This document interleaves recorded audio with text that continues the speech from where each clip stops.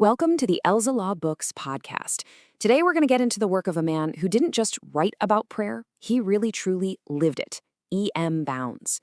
We're going to be using his classic book, The Necessity of Prayer, to unpack his incredible framework for what makes prayer, well, what makes it actually work. Now, what's so powerful about this is that Bounds' teachings, they weren't just some abstract theories he cooked up. The foreword to his book says his words came from the anvil of experience. I mean, this was a guy who spent hours a day, every single day, in prayer. So when he talks about it, he's speaking from this place of deep personal practice. And that just gives his perspective this raw power and authenticity you don't find everywhere. All right, so here's our game plan for this explainer. We've just touched on the man himself, right? E.M. Bounds. Next, we're going to look at the absolute foundation of prayer, which is faith. Then we'll get into the fire of desire that really fuels it.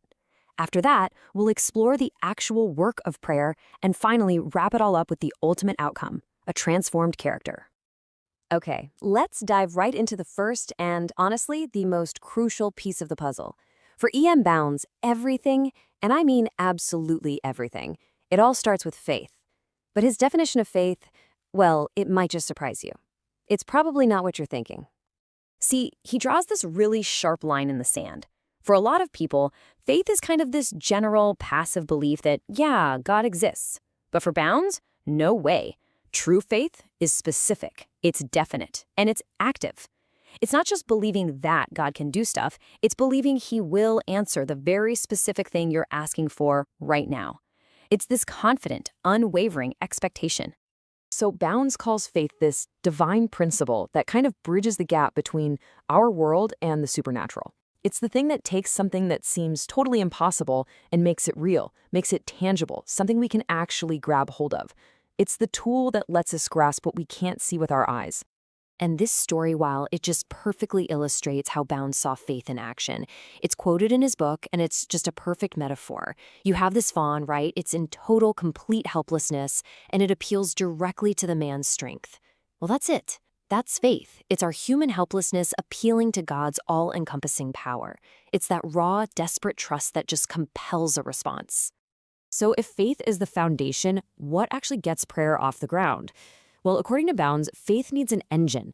It needs a powerful motivational force, and he calls that force desire. And this is really the central question here, isn't it? So many of us might treat prayer like a spiritual wishing well. We just toss in a coin of hope and see what happens. But Bounds argues that real, effective prayer, it's fueled by something so much stronger. Desire, in Bounds' world, is not some casual preference. It's a deep-seated craving, an intense longing. He basically says it's the essential starting point that has to come before you even start praying, and it has to burn all the way through the prayer. Without that desire, prayer is just an empty formal exercise. And Bounds, he does not mince words here. He believed that insincerity, a lack of real passion, was just intolerable to God. For him, being lukewarm isn't just a lack of enthusiasm. It's a state of spiritual indifference. It shows a heart that isn't fully convinced it even needs anything. He points right to the Church of Laodicea, condemned for being neither hot nor cold, to argue that a half-hearted request just reveals a divided heart. And what does it get? A half-hearted response, if any at all. And this is the core of it right here.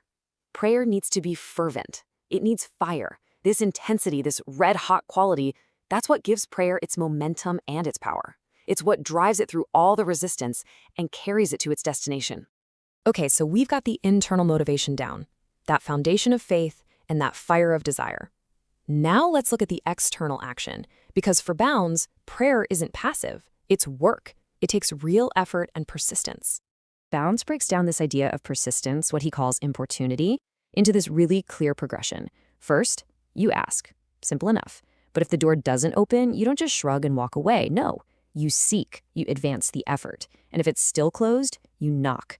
And that's this persistent, urgent pressing of your request that absolutely refuses to give up. But the work of prayer isn't just about how long or how loud we ask. Bounds argues it's just as much about how we live. And this quote says it all, doesn't it? Our conduct is inseparable from our requests.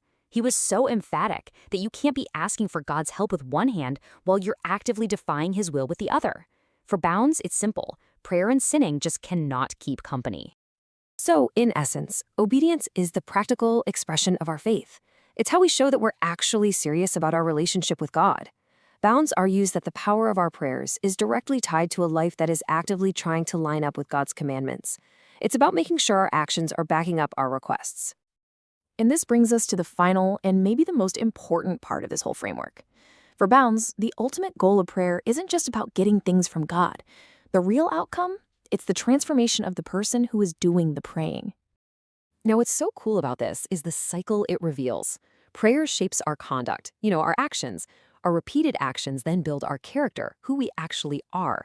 And that character, the state of our heart, then becomes the new, stronger foundation from which we pray. It's this self-reinforcing loop of spiritual growth. It's incredible. So let's just put this all together real quick. It starts with faith, that specific, active trust. That faith is then ignited by desire, a red-hot, intense craving.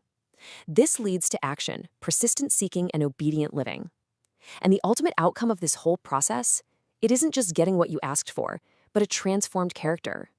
Each piece builds on the last to create this powerful, dynamic spiritual life. And that leaves us with a final thought to chew on. Bounds makes it crystal clear that to receive what we ask for, our life has to be in alignment with that request. So what does that mean for any major goal we have? Whether it's spiritual or professional or personal, how does that principle of aligning our actions with our deepest desires change the way we pursue the things that matter most to us? It's something powerful to think about. I highly recommend you try to get this book and read it. You'll be blessed. Thank you for listening, and do subscribe to our channel for more.